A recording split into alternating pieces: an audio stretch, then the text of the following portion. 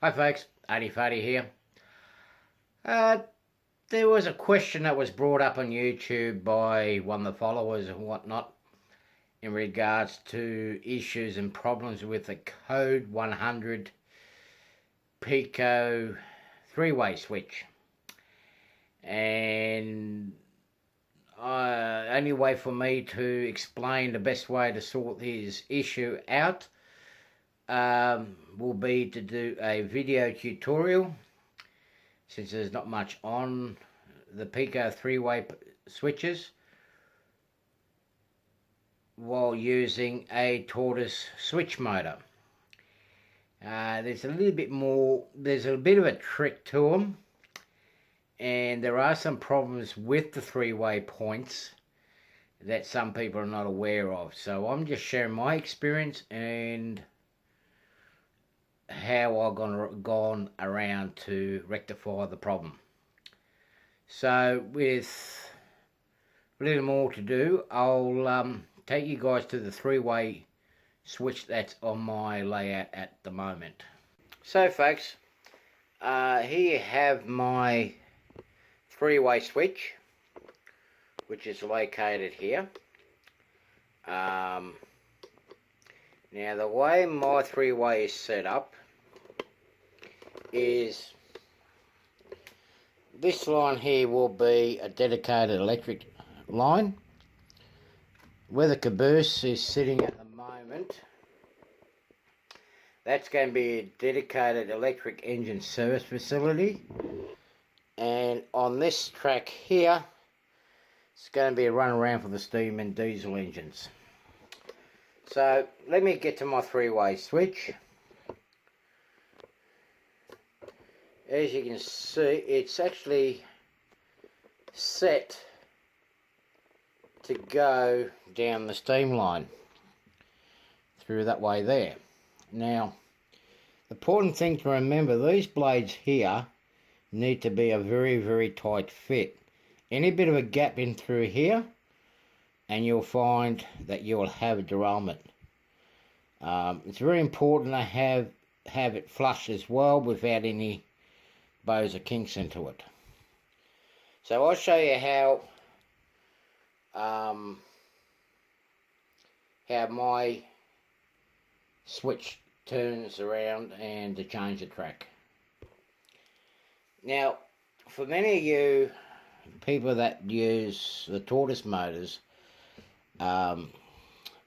be aware that originally these Peco switches were designed for coil motor switch motors, which when you flick one switch it will flick two sides straight over. With the Tortoise motor it doesn't happen like that. You got to switch them individually. You got one there, which is the big main blade, and then you got the inner blade, which is this one here.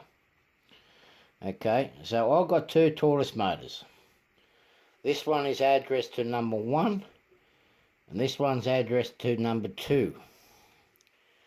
Now, also to remember, when installing these Tortoise motors, or these Peco switch motors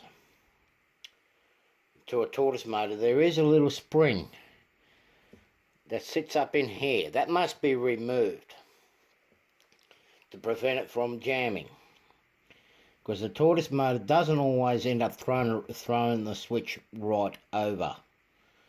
Okay, so now it is actually switched to go that way.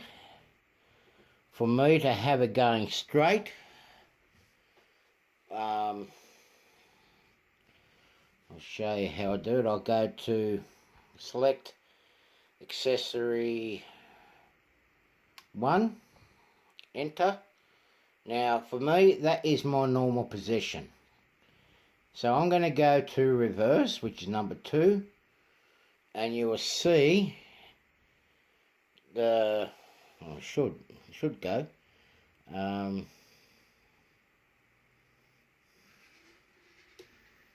It will go to reverse. Now, as you see, there's this. As you see, this track here is sitting flush. There's no gap in here. This is now set for the train to go straight through. Now, if I want the train to go here, I've got to use address. Select address 2 for this.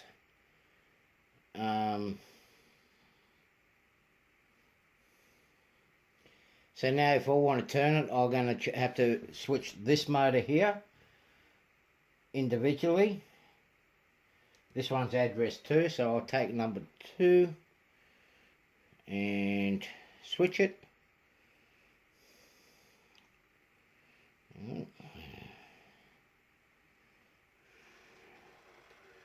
Only one motor needs to turn at the time. Now, if I want to switch from this track into here, I need to have both motors turn at the same time. So what I'll do is I'll go back to accessory 2. I'll press enter. And then I'm going to go 1.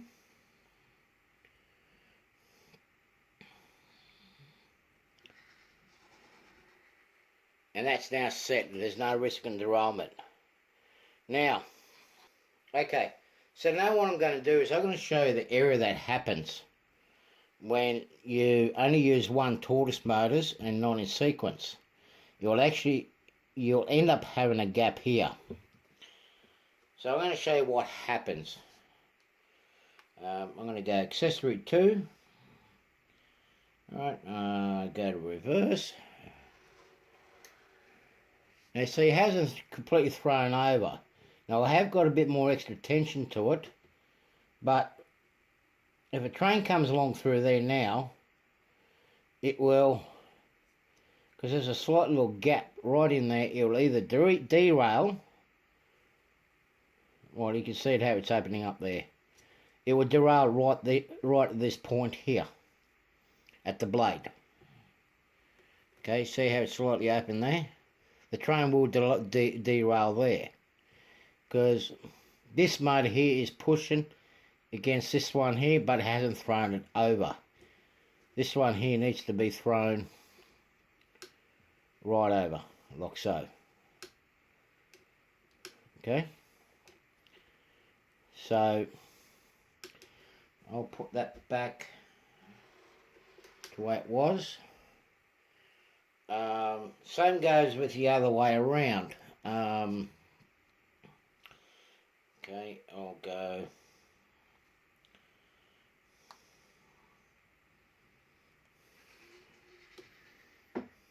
like that. So now it's going straight. I'll use the other blade.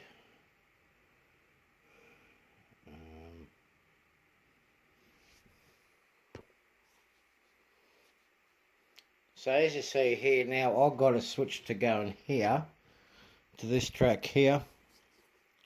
Right, now if I do the same as what I did before, to switch it directly over to there just using my motor, you will see the same issue will happen with the blades. So it doesn't quite go right over, and you've got that little bit of a gap there, and in time what will happen is these blades will bend and you'll have a constant issue with derailments there. because there's tension with this switch motor here, which is my number 2. So I'm going to fix that up to take the tension off. I'll go accessory 2, and I'll go to normal state. And as you see, there's no tension in it whatsoever now. Now, as I'm seeing with Thomas's, what's happening with his is it's actually leaving a gap like so. So his this blade here is actually leaving the track open. So he's going to have to put a bit more tension on them to close the gates up. Make sure these blades are flush. And as I said, you need to switch your turnouts individually. For me, this one's 1. So I'm going to go 1 again. I'm going to switch that to normal. Straight through. As you see, there's no gap. Except for where the wheel flanges go. Okay. Now I'm going to change it back to here, which will be 2.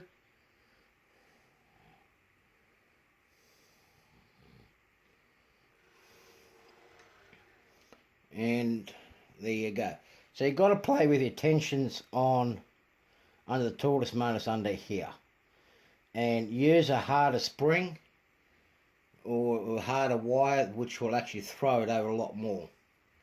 And if you've got that spring that's inside there, with the Tortoise motor, it will create other issues as well where it's not going to throw over. So hopefully this will answer the problems with the 3-way points of Peco. Doesn't matter what code of track you got here, as long as it's lined up. You can have a code 83 here joining up the code 100, using the right rail joiners, which Peco does have, and Fleischmann, where they have rail joiners that go from code 100 to code 83. I've had no issues. Just got to play around with your tension there and make sure these blades are sitting flush and level. If they're not, you will have derailments there every time. They've got to be close to perfect. Anyway, I hope that helps out. So, talk to you guys later. Bye for now.